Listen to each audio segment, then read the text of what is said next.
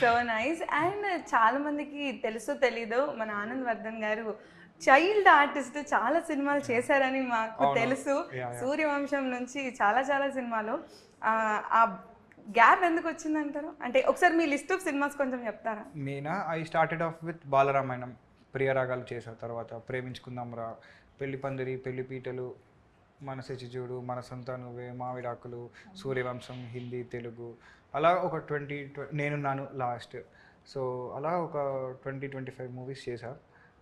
దాని 8th క్లాస్లో ఆపేసా. దాని తర్వాత మళ్ళీ ఇప్పుడే.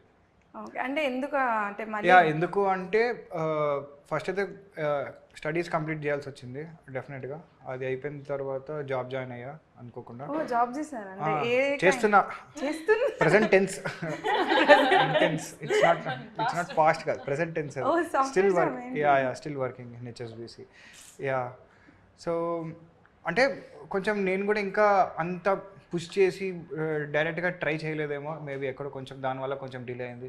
అండ్ అఫ్ కోర్స్ షూటింగ్లో కొంచెం డిలే అయింది. అంతే జనరల్. అంటే మీద ఫస్ట్ స్టోరీ వినగానే మీకేమనిపించింది? అంటే ముందు మీరు ప్రీవియస్ కూడా వర్క్ చేశారు, మీరు కూడా ప్రీవియస్గా వర్క్ చేశారు, మీకు హీరోగా డెబ్యూ ఇది. సో మీకు కథ మీద నమ్మకం ఎప్పుడు 6 years బ్యాక్ వచ్చిందా? తెలుగులో ఫస్ట్ మూవీ ఇదే.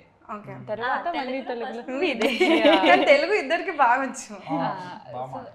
అప్పుడు ఇప్పుడు మలయాళం మూవీస్ అలా చేసినప్పుడు ఇక్కడ వచ్చి నేను అనుకున్నా ఓకే కొంచెం డిఫరెంట్గా ఉంటుంది, లైక్ వేరే అలాగ ఉండదు. బట్ ఈ మూవీ అయితే నాకు అలా ఫీల్ అవ్వట్లేదు. లైక్ ఏదో ఒక రియల్ స్టోరీగా, జెన్యున్ స్టోరీగా, ప్యూర్ లవ్గా, అండ్ ఒక సీన్స్లో మనం ఒక కొంచెం క్యారెక్టర్స్ మాత్రమే ఉంటుంది. ఓవరాల్గా అది చెప్తే ఇప్పుడు స్టోరీ మొత్తం చెప్పాలి.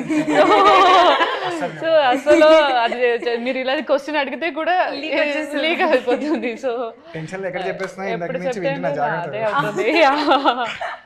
సో ఆ క్యారెక్టర్ చూసినప్పుడు విన్నప్పుడు అది చెయ్యాలా ఒక ఫీల్ వచ్చింది.